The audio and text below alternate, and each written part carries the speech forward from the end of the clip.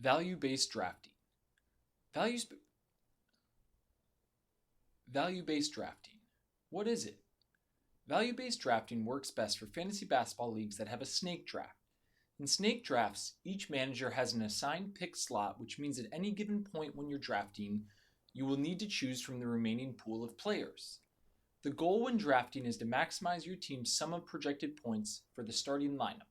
However, this does not mean we just want to pick the player with the most projected points in absolute terms. Instead, we want to consider a player's projected points relative to that of a typical replacement player. This is the entire idea behind value-based drafting, which relies on a value over replacement player metric to help you decide who to draft with each pick.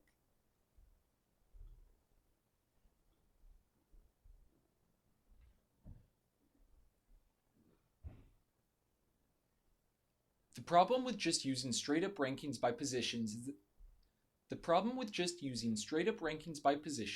is that it doesn't help you compare players easily across positions, since any given starting lineup is made up of multiple position players. If Miles Turner averages 17 points, 2 blocks, and shoots 73% from the line, is that better or worse than Mike Conley, who averages 13 points, 7 assists, and 1 steal per game? This gets to the principle behind value-based drafting.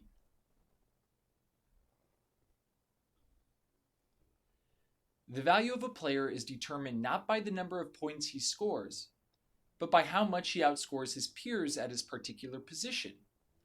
Ultimately, we are constrained by starting lineups with positions we must fill, and beyond that, when we play in a head-to-head league, we go up against an opponent consisting of the same number of players from the same positions. Utility players notwithstanding, you can think of it as individual matchups pitting your team versus your opponent, position by position. Let's look at a simple example.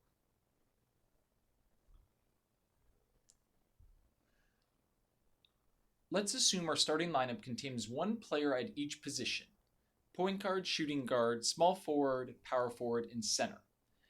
In a one-game matchup, the following happens at each position. Our point guard scores 23 points. Your opponent's point guard scores 20 points. Shooting guard, we only get 7 points at our position. Our opponent gets 13 points. The small forward scores 20 points, and our opponent's small forward only scores 15 points. Our power forward scores 18 points, and theirs scores 19. And lastly, our center scores 30, but their center scores 34. The total points is 98 for our team and 91 for our opponent, which means we end up winning by 7 points. Now let's run through a hypothetical. What if when drafting you put all 10 of these players in a pool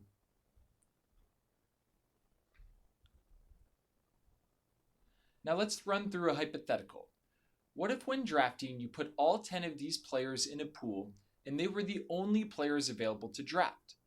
Let's also say you know how many points they were going to score, which in our case would be our handy-dandy projections. We have to draft only one of each player at each position. You have to draft only one of each position. Who would you want to take first? The small forward, of course. Even though they scored less points, 20, compared to the point guard and center, they outscored the opponent by the widest margin, meaning they contributed to the most overall value to your team and to the score difference. They were a plus 15 compared to everyone else. So to win your league, we basically need to be the best at not only projecting stats, which we did and we have converted to the fantasy points, but we also need to determine our baseline numbers for each position so that we can better compare players across the league and across positions and draft those with the most value at any given time. In the next section, we will look at getting our baseline numbers.